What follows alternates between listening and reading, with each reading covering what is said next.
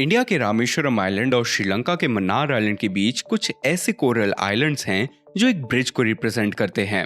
Hinduism के according इस bridge का नाम राम सेतु है, जो श्री राम ने अपनी वानर सेना से बनवाया था। आज ये coral islands gulf of Mannar को पाल्क स्टेट से सेपरेट करते हैं और इंडिया को श्रीलंका से पार्शियली कनेक्ट भी करते हैं। लेकिन क्या होगा अगर आज हम राम सेतु को एक सी ब्रिज के फॉर्म में रीबिल्ड करें?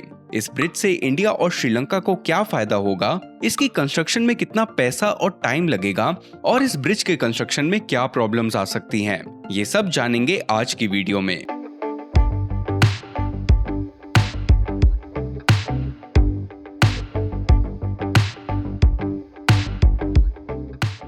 राम सेतु इंडिया के रामेश्वरम आइलैंड की टिप धनुषकोडी से शुरू होकर श्रीलंका के मन्नार आइलैंड पर जाकर खत्म होता है। रामानाथ स्वामी टेम्पल के रिकॉर्ड्स कहते हैं कि 15th सेंचुरी तक ये सेतु पानी के ऊपर था और 1480 के एक साइक्लोन से ये टूटकर समुद्र में डूब गया। इसरो के सैटेलाइट डेटा के अकॉर्डिंग ये सेतु 103 आइलैंड्स की एक 48 किलोमीटर लंबी लीनियर चेन है। कुछ साइंटिफिक थ्योरीज के अकॉर्डिंग ये स्ट्रक्चर कई साल पहले समुद्र की जमीन से उठने या श्रीलंका के इंडिया से अलग होने पर नेचुरली फॉर्म हुआ था। हालांकि हिंदुइज्म कहती है कि प्रभु राम ने लंका पहुंचने के लिए अपनी वानर सेना से इस सेतु को बनवाया था, जिसे नल और नील ने डिजाइन किया था। अब ये तो एक डिबेटेबल टॉपिक है कि राम सेतु एक नेचुरल फॉर्मेशन है या एक मैन मेड ब्रिज है। लेकिन अगर इंडिया और श्रीलंका के बीच आज एक ब्रिज कंस्ट्रक्ट किया जाता है तो इससे दोनों कंट्रीज को काफी फायदा होगा। ये ब्रिज इंडिया और श्रीलंका के बीच ट्रेड और टूरिज्म को एक मेजर बूस्ट प्रोवाइड करेगा। श्रीलंका की मेजॉरिटी पॉपुलेशन जो सिंहलीज बुद्धिस्ट है, वो इंडिया के बुद्धिस्ट पिलग्रिमेज साइट्स जैसे कि बोध गया, सारनाथ और कुशीनगर विजिट कर सकते हैं। ऐसे ही तमिलनाडु के हिंदू श्रीलंका के कतरागामा में अपने रिलीजियस प्रैक्टिसेस परफॉर्म कर पाएंगे। रिलीजियस प्लेसेस के अलावा दोनों ही देशों के टूरिस्ट एक दूसरे की कंट्रीज के पॉपुलर प्लेसेस घूमने आ सकते हैं। वैसे भी इंडियन टूरिस्ट की बकेट लिस्ट में श्रीलंका हमेशा से ही रहा है, क्योंकि श्रीलंका में सबसे ज्यादा टूरिस्ट विजिट्स इंडियंस करते हैं और 2019 में अराउंड 3.5 लाख इंडियंस श्रीलंका घूमने गए थे। टूरिज्म के साथ साथ दोनों ही कंट्रीज के बीच ट्रेड और बिजनेस डेफिनेटली ग्रो करेगा। इंडिया और श्रीलंका के इन्वेस्टर्स एक दूसरे की कंट्रीज में इजीली इन्वेस्ट कर पाएंगे और श्रीलंका अपने मार्केट को पूरे इंडिया और एशिया में भी एक्सपैंड कर पाएगा।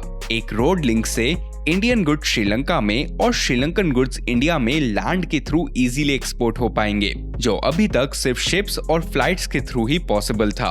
इससे ट्रांसपोर्टेशन कॉस्ट और टाइम दोनों ही कम होगा। इंडिया के लिए श्रीलंकन पोर्ट्स इजीली एक्सेसिबल हो पाएंगे, जिससे वो अपने ट्रेड को वर्ल्ड में एक्सपैंड कर पाएगा और इंडियन ओशन को एक पीसफुल जोन बना पाएगा। इंडिया श्रीलंका का one of the largest trade partner है और ईयर 2020 में इंडिया और श्रीलंका ने $3.6 बिलियन का ट्रेड किया था और उस साल इंडिया श्रीलंका का सेकंड लार्जेस्ट ट्रेडिंग पार्टनर था। सिमिलरली श्रीलंका सार्क नेशंस में से इंडिया का सबसे बड़ा ट्रेडिंग पार्टनर है। साल 2005 से 2019 तक इंडिया श्रीलंका में $1.7 बिलियन इन्वेस्ट कर चुका है, जो उसे one of the largest investor of Sri Lanka बनाता है। तो देखा जाए ये ब्रिज दोनों ही कंट्रीज के लिए इकोनॉमिकली, पॉलिटिकली और जियो स्ट्रैटेजिकली एक विन विन सिचुएशन क्रिएट करेगा और दोनों नेशंस के बीच ट्रेडिशनल लिंक्स भी रीएस्टैब्लिश होने की पॉसिबिलिटी है। अब बात करी जाए इस ब्रिज के कॉस्ट ऑफ कंस्ट्रक्शन की, तो साल 2015 में इंडिया के road transport and highways minister Nitin Gadkari ने अनाउंस किया था कि एशियन डेवलपमेंट बैंक इस ब्रिज को $5.19 बिलियन से फुल्ली फंड करने को तैयार है।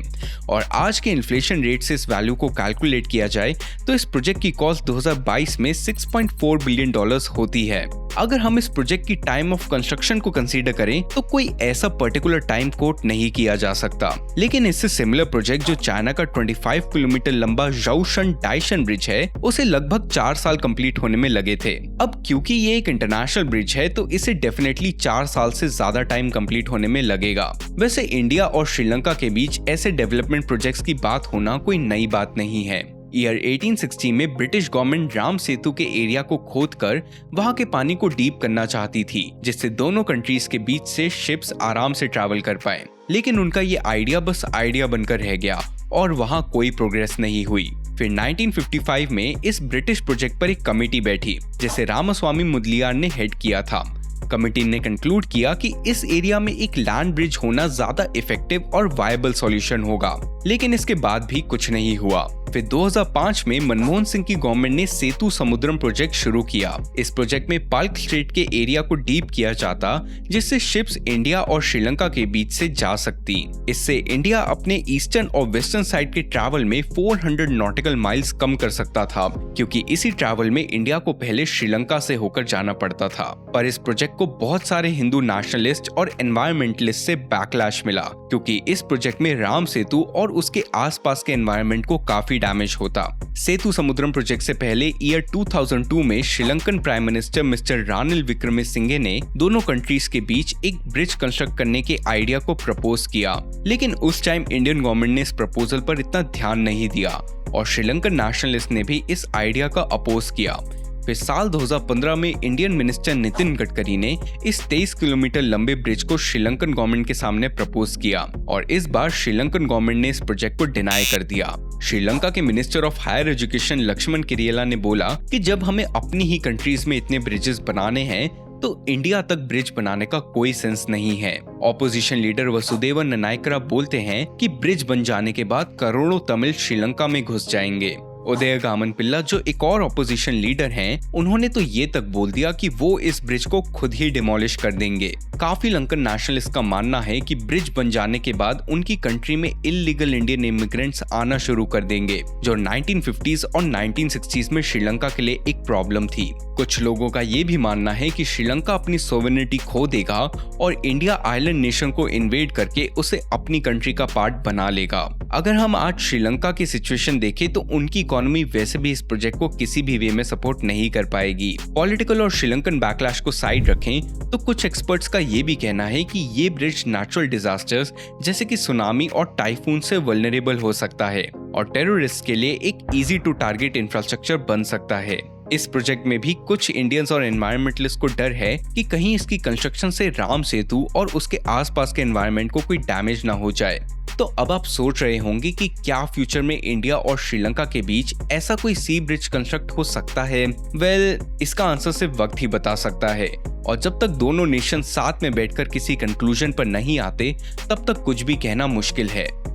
अगर आपको ये टॉपिक अच्छा लगा तो इस वीडियो को लाइक करें और हमें कमेंट्स में बताएं कि आप राम सेतु के बारे में क्या सोचते हैं और ऐसे ही इंटरेस्टिंग टॉपिक्स पर वीडियो देखने के लिए इस चैनल को सब्सक्राइब करें।